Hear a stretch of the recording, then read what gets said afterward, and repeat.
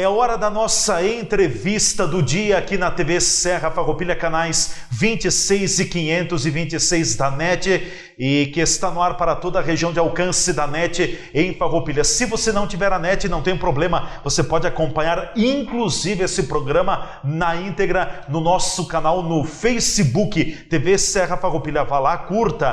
Tem ainda o canal do YouTube que tem todos os conteúdos que são produzidos pela nossa TV Serra Farroupilha, e também o Instagram, ou seja, as redes sociais, colocando você em contato com a nossa programação de linha, de forma direta. E o que acontece em Farroupilha, a nossa gente tem espaço sempre garantido aqui na TV Serra Farroupilha. Hoje, com alegria, recebo aqui nos estúdios pela primeira vez um amigo, um empresário renomado da nossa sociedade, um profissional que é muito destacado e tem uma conduta ilibada em Farroupilha. Gilmar Signori, o engenheiro civil. Gilmar Signori é o nosso convidado para a entrevista do dia. Hoje nós trataremos sobre diversos assuntos. Claro que eu não poderia deixar de passar em branco a oportunidade de ter um engenheiro civil aqui e falar sobre perspectivas da construção civil para o ano de 2020. Mas a pauta principal, o Brasil começa mesmo depois do Carnaval?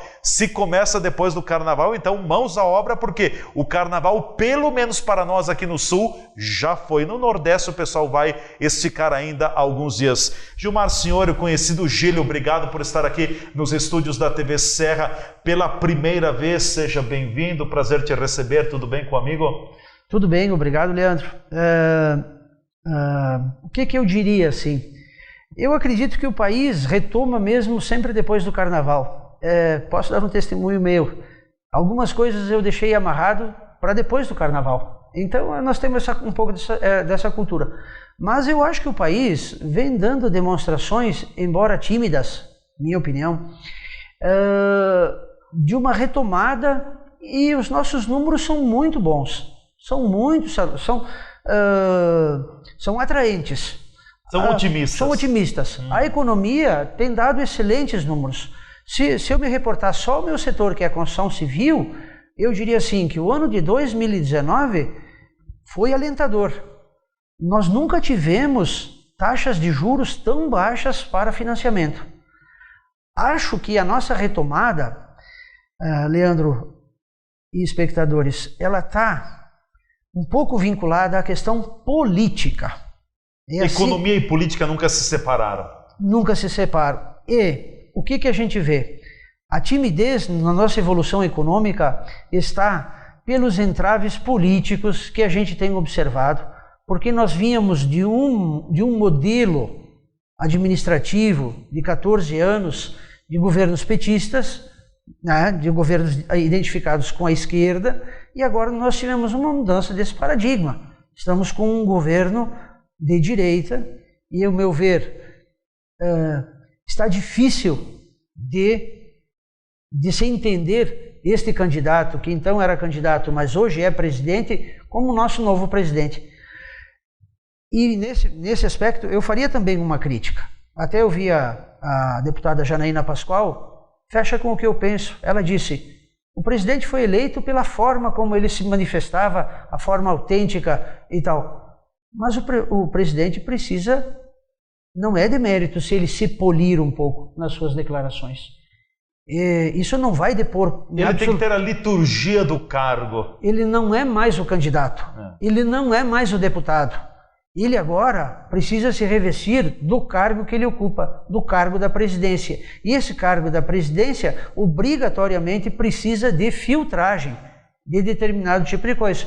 E com a mídia, que sempre tomou boa parte da opinião pública, via de regra, a grande mídia,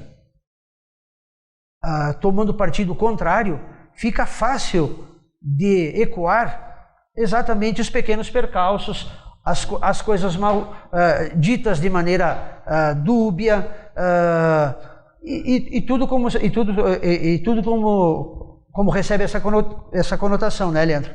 Então eu acho que se nós tivéssemos uma estabilidade política, e eu não digo que houve retrocesso, tanto é que não houve retrocesso, que o nosso presidente, num ano, conseguiu a reforma da Previdência. Tudo bem, talvez não fosse aquela que o governo desejasse, mas em um ano, o que os próprios governos anteriores tentaram em 10, 12, ele conseguiu no primeiro ano de governo. Tem entabuladas a reforma tributária e política. Então, eu não consigo ver retrocesso em absolutamente nada disso. Eu vejo só ganhos. O que a gente precisa?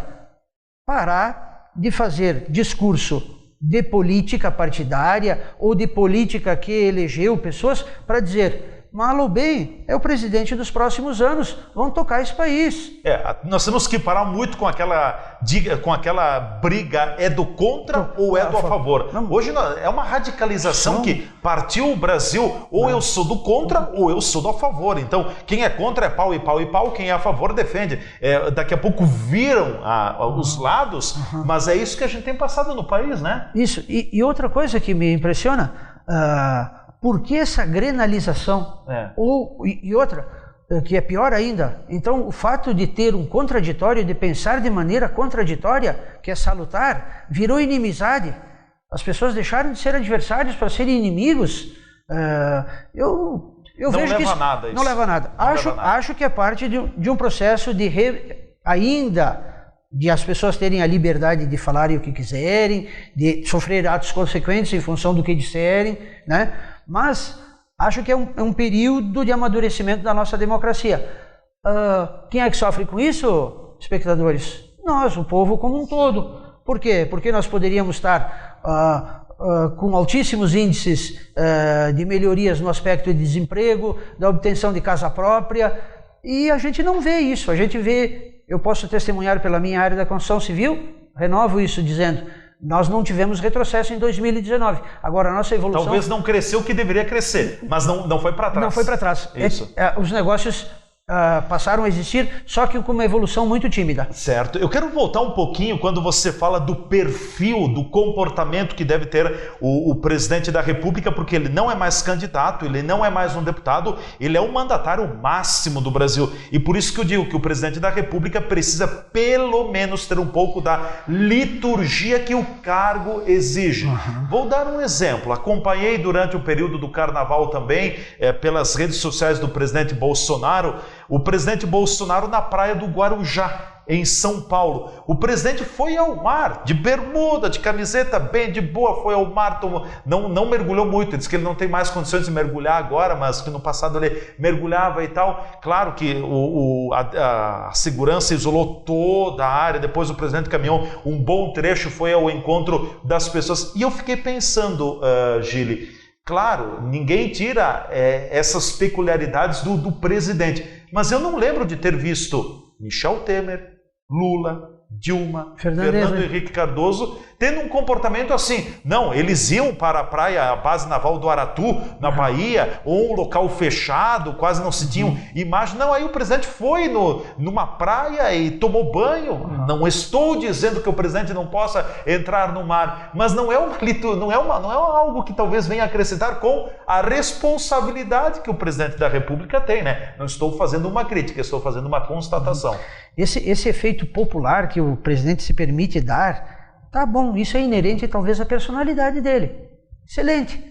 Agora, eu acredito que é o primeiro presidente, se ele não tem, ele deveria ter assessores ou alguém que tivesse uma ascendência sobre ele para fazer exatamente o que tu disseste, Leandro. Existem algumas coisas que são inerentes ao cargo. Vai ter que se privar. Vai ter que se privar de alguma coisa. Essa exposição exagerada não faz bem. Ela não leva um presidente de uma república, ainda mais como a do nosso país, ele está numa situação, ele vem de um revés de partidos. Se tu enquadrar o Fernando Henrique como de centro-esquerda, é 20 anos, é mais de 20 anos de um modelo de governo que nós víamos tendo.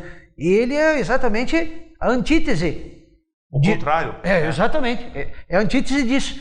Poxa, o presidente precisava se preservar um pouco mais. Em tudo, na minha opinião, a assessoria dele, ou aqueles que têm ascendência sobre ele, não estão conseguindo fazê-lo. Ou ele não está obedecendo pelo jeito dele. Bom, são duas situações. Gili, eu quero voltar ao assunto principal. O Brasil começa depois do Carnaval. Eu tenho mais de 40 anos e eu sempre ouvi isso. Você tem um pouquinho mais, deve ter ouvido também, ainda lá em Monte Bérico, no interior. Não, se começa depois do Carnaval, porque até o Carnaval tem o período de férias, tem a questão das férias escolares. Claro que agora algumas escolas, algumas redes estão iniciando o ano letivo até antes do período do Carnaval também, mas ainda se tem um Carnaval como um certo balizador. Muitos negócios na área industrial, comercial, eles podem ser alinhavados antes do Carnaval, mas, como a gente diz, acontecem na prática, são efetivados depois do Carnaval. Então, a passagem do Carnaval é realmente a abertura do ano, vamos dizer assim, econômica e produtivamente falando no Brasil? Concordo plenamente. Se tu for ver a nossa atividade parlamentar, o que tem de relevante nesses períodos de janeiro e fevereiro? Se não me engano, o nosso governador conseguiu, através de uma convocação extraordinária, obteve boa vitória no Parlamento Gaúcho. Na aprovação do pacote econômico. pacote econômico. Mas em nível nacional, o que é que se ouviu nesses meses de janeiro e fevereiro? Nada. Eu não vi nada que tenha sido discutido de maneira... Então, já entendo que se trabalha pouco, porque em Brasília as notícias é de terça a quinta. Os demais espaços normalmente o deputado e senador usam para sua viagem, para voltar à sua base. Então, eu acredito que isso vai se retomar porque é a natureza nossa do país. É como tu disse, esse conjunto de coincidências de o Carnaval, férias escolares, férias normais que normalmente tiramos, porque isso coincide exatamente com o nosso verão, né? Nos meses de verão. Então, eu acredito que isso aqui vai se retomar. Mas eu não posso dizer que vai se retomar alguma coisa que não está estagnada, porque o país está crescendo. O país é nítido, os nossos números econômicos são muito bons, são muito salutares, em todos os aspectos. No aspecto do comércio, no aspecto da nossa indústria, nos níveis de exportação. Nós não temos revés em nada. O medo agora, que se ouve falar um pouco, as questões que o mundo vai enfrentar com a pandemia, com a questão do coronavírus, tem tirado um pouco, mais uma vez, houve um arrefecimento na questão econômica, queda significativa de bolsa. Então ali nós temos, o mundo asiático como um mundo emergente, um mundo de altíssimo consumo, né? A China comprando tudo que vem pela frente, né? Exatamente. E outra, principalmente o polo, aonde foi o polo difusor, vamos chamar assim, do corona, exatamente está numa área extremamente industrial, de altíssima tecnologia, em que o mundo se comunica com aquele lugar ali. Então, muito mais fácil, pelo que eu vi e li, da proliferação desse infausto. Mas renovo o meu otimismo no sentido de que nós temos tudo para retomar. Hoje, a política que o Brasil tem, o governo que o Brasil tem, é um governo mais confiável, por isso também desse cenário de melhora pela frente? Eu não diria que é mais confiável do que já foi. É um governo alinhado com a direita, é um governo que fala para empresário. É um governo neoliberal? É um governo, eu acho que até muito mais liberal do que eu imaginei que fosse ser. O ministro Paulo Guedes, ele não retrocedeu em quase nada daquilo que ele disse durante a campanha. É claro que é natural que ele teve que fazer ajustes nas questões todas que ele coloca, porque não se consegue fazer uma mudança tão grande. Mas eu não consigo, nas falas dele, ele continua com um discurso exatamente de que o Estado precisa ser menor, o Estado precisa ser mais eficiente. Ele foca questões do funcionalismo público que vira e mexe, batem exatamente com o que a grande parte da população fala. Não tem nada contra servidor público, tinha a ver só com meritocracia. Tinha que o funcionário público devesse receber não a estabilidade como um prêmio, né? Mas a estabilidade pela qualidade fruto do trabalho, por mérito. Por mérito. Essa é a tese pela da produtividade. Né? Pela produtividade, Ponto, que é esse nome mais bonitinho que se dá de meritocracia, né? Me parece que e o ministro volta, isso é complicado, né? Porque nós temos uma força muito grande, uma força política muito grande da questão do funcionalismo. Vide município, vide Estado, vide União. Ela é muito forte. O corporativismo nesses lugares é muito forte. É muito difícil de tu mexer. Bom, nós vamos para o nosso intervalo, em seguida a gente volta conversando mais com o engenheiro civil Gilmar Signori, que é o nosso convidado no dia de hoje, aqui na entrevista do dia, e na retomada vamos falar um pouco sobre projeções, ter uma leitura do que é o momento da construção civil e projeções para o ano de 2020. Olha que no passado, e no passado não muito distante, 2012, 13, 14, nós temos o chamado boom da construção civil. Será que voltaremos para lá? A gente volta em seguida. Juntos nossa gente sonha, juntos nossa gente cresce. Juntos nossa gente educa, nossa gente inova e se fortalece. Acreditamos na cooperação e na força da cocriação para gerar uma conexão entre sonho e realização. Fazer o bem por nossa região e ser agente da transformação. Plantar, construir e caminhar, então todos juntos na mesma direção. Sicredi Serrana, juntos nossa gente vai mais longe. Ô, velho, tá difícil pra ler esse jornal, tô enxergando muito pouco, minha velha. Eu preciso me comprar uns óculos, minha velha. Mas vai lá no Mercadão dos Óculos.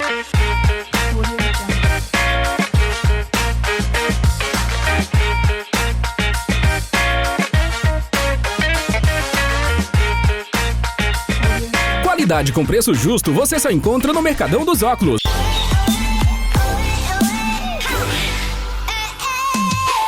Olha, velho, que coisa linda que tá passando por aí. Nossa, bonita. Rede de Óticas Mercadão dos Óculos, Farroupilha, na Júlio 852.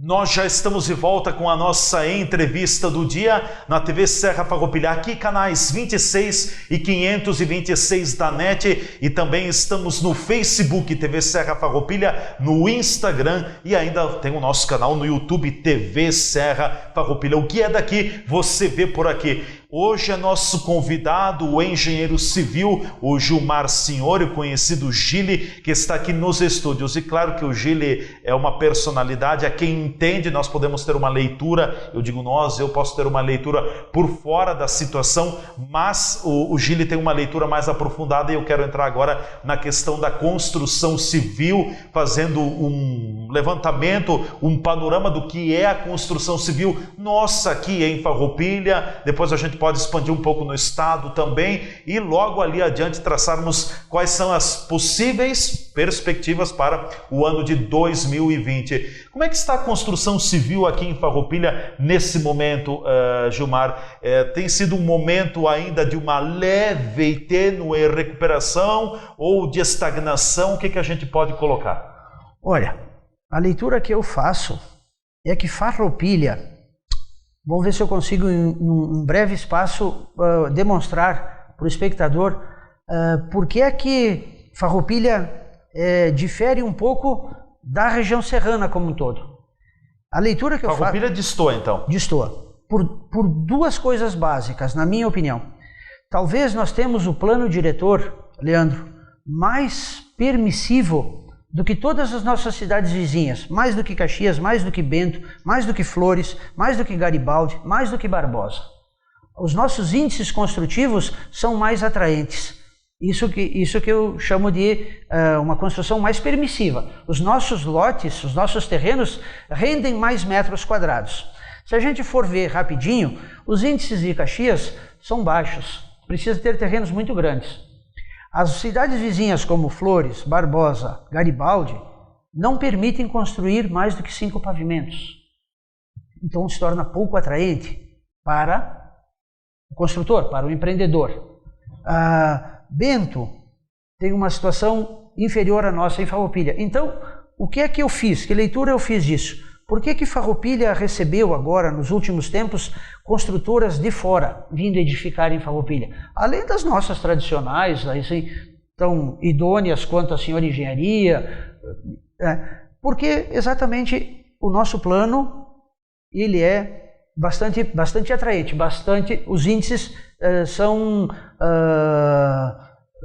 bastante bons no sentido de verticalizar, né, de construir bastante. Então, nós vivemos, dentro da minha forma de ver, uma realidade que, se a serra já é uma bolha, nós vivemos uma bolha, vamos dizer assim, ainda melhorada.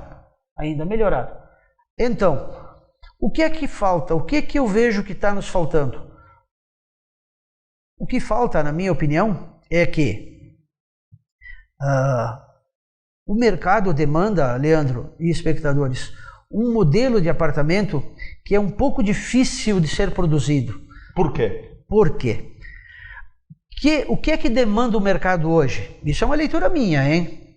Hoje, o que o mercado demanda seria um apartamento, um modelo de apartamento como 2 quartos suíte. Eu chamo isso de um apartamento enxuto, porque a nossa tradição em Farroupilha era até ontem de produzir 3 quartos, 3 suíte, dormitórios, né? 3 quartos, suíte, um espaço amplo, dependência de empregada, e assim. Então nós viemos para um modelo que mais ou menos ele se contrapôs ao modelo Minha Casa Minha Vida, que então é extremamente enxuto, né?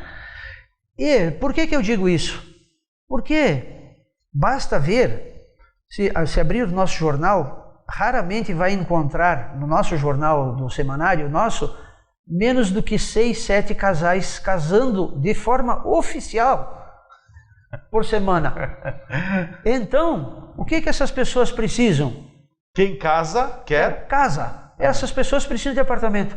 Admitamos, são só esses? Não, né, ouvintes? Quantos vocês conhecem que praticam a figura da união estável? Sim. Esses não aparecem de maneira oficial. Ela é oficiosa, mas que acabam se juntando e tendo um convívio junto, né? Exatamente. Então, há inegavelmente uma demanda reprimida muito grande. E não depõe os Minha Casa Minha Vida que foram produzidos, que ainda estão sendo produzidos, eles têm uma clientela. Só que se tu for ver, o que talvez eles gostariam de ter? Uma vaga de estacionamento ou 2. E aí que vem o cerne do nosso problema. Onde colocar os automóveis? Que todo mundo tem um automóvel, praticamente, ou 2. Então, nós não temos terrenos que permitam grandes empreendimentos sem que tu tenha uma grande quantidade de reserva de vagas. E esse é um mote de venda, é ter vagas. Então, por isso que nós, senhor e outras construtoras, trabalham com um apartamento com mais área, e não fazem, talvez este modelinho de apartamento que eu chamo de enxuto, o 2 quartos suíte, né? Ele demandaria 2 vagas. E aí não se consegue colocar isso para a proposta dos terrenos urbanos que nós temos. Mas, inegavelmente, nós vivemos um momento muito bom da construção, Disse no primeiro segmento que em relação à facilidade de obter linhas de crédito, nunca foi tão fácil. Os juros nunca tiveram tão baixos. A Selic nunca teve juros inferior a 5, né? A última reunião do cupom cortou mais um pouquinho dessa taxa. Ela é a reguladora dos nossos financiamentos, né? Então, momento político um pouco incipiente, momento econômico bom, demanda reprimida. O que eu antevejo assim em linhas gerais, Leandro, é ano bom. Ano bom. Sim. Deixa eu te provocar um pouquinho, porque volta e meia andando pela cidade eu lembro do Gile, né? Eu vejo, aluga-se, você olha num prédio, aluga-se, enfim, eu vejo muita sala comercial para alugar, né? E no passado tu dissesse na TV também, não aqui, mas na TV Cidade, de que Farroupilha estava para alugar. Tem ainda muito espaço para alocação, tem muito espaço para alocação em Farroupilha ainda? Está acima do que talvez da média? É porque eu acho que também aí volto para aquela ideia da demanda. Nós vivíamos um boom, né? Nós vivíamos 2012, 13, 14. Claro, nós tínhamos números bons, né? Então houve uma vocação do mercado para a produção de prédios de salas comerciais. Por isso que eu fiz essa frase, essa metáfora, dizendo que a cidade estava para alugar, porque eu fiz uma relação de mais ou menos 10 prédios comerciais. Prédios comerciais, prédios de verticalização de produção de salas comerciais. Então eu vejo que hoje ainda o mercado está absorvendo elas, né? Mas nós teremos talvez, quem sabe, numa análise que até a gente fez lá no escritório, por mais uns 5 anos, se os números da economia se mantiverem, por mais uns 5 anos, nós teremos salas ainda em oferta. Não precisaria construir mais. E a gente entende que não. Nós lá na Senhora, inclusive, tinha entabulado um projeto de natureza comercial, mas resolvemos deixá-lo na gaveta e vamos produzir um de natureza residencial. Residencial. Por aquilo que eu falei no momento anterior. As demandas residenciais, elas são mais necessárias. É muito mais tranquilo imaginar uma família crescendo, tendo filho e a necessidade de morar, do que efetivamente a necessidade de vir a adquirir uma sala comercial para efetivar o seu negócio. É mais fácil, nesse caso, promover locação, que é bem tranquilo, né? Mas a gente acha que, num curto ou médio espaço de tempo, haverá demanda de novo para as atividades comerciais. Sim.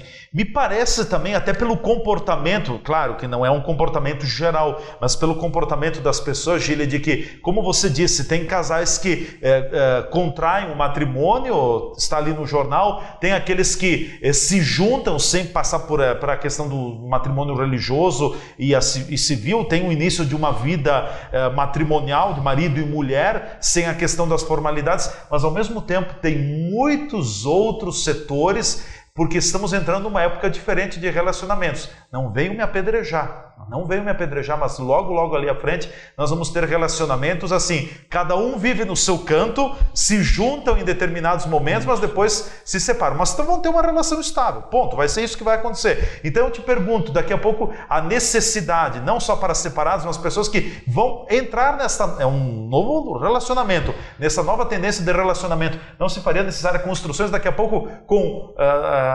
apartamentos com um dormitório, por exemplo? O chamado kitnet, ou um kitnet um pouco avançado? Lofts, né? É um nome mais chique. Lofts, é esse lugar onde vive um casal, até um casal, sim, ou um executivo, uma pessoa não obrigatoriamente solteira, mas é isso. De novo, tu imaginou uma pessoa dessa sem um automóvel, Leandro?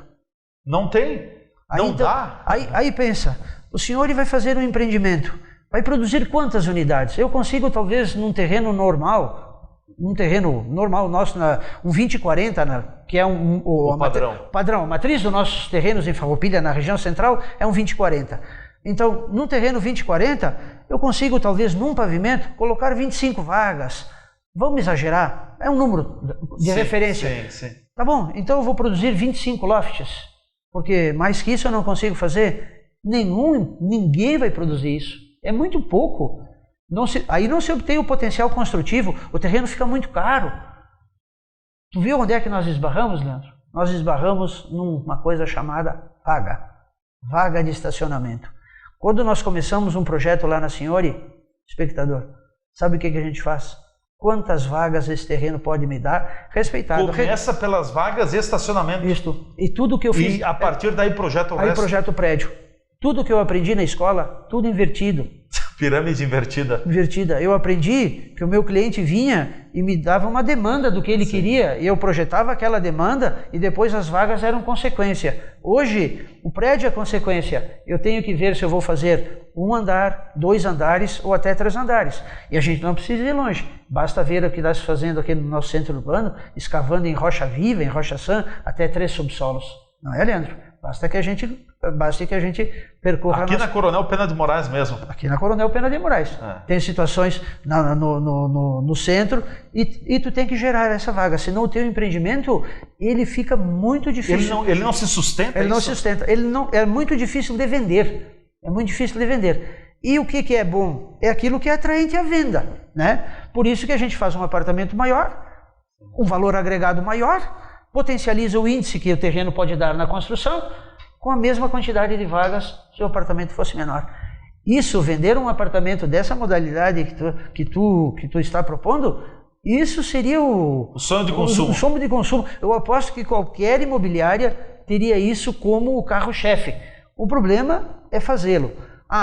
Dá para fazer isso também, não aqui no nosso centro, mas aí já não fica atraente. Tu imaginar que esse apartamento que tu vai produzir, ele está a 4 quilômetros daqui da cidade, então tu já não teria que verticalizar, tu já teria que fazer um sistema de condomínio, é uma outra proposição. Aí não é loft, aí são condomínios fechados, é uma proposição diferente. Mas eu acredito, Leandro, que é uma questão de tempo para nós ir para isso também. Bom, para concluirmos, encaminharmos o nosso bate-papo pelo teu expertise, pela tua experiência, olhando um pouco lá na frente, o que dá para se projetar no ano de 2020 para a construção civil? Vai ser melhor tende a ser melhor do que foi 2019 e bem melhor do que foi 2018? Inegavelmente, não tenho dúvida nenhuma.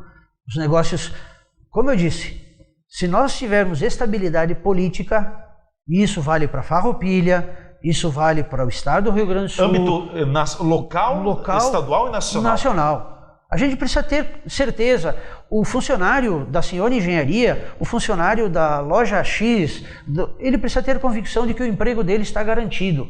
Esse emprego garantido, a perspectiva sólida da manutenção do ganho individual, do casal ou familiar, é que dá solidez de mercado, é que faz com que as pessoas tenham a convicção de contrair uma dívida.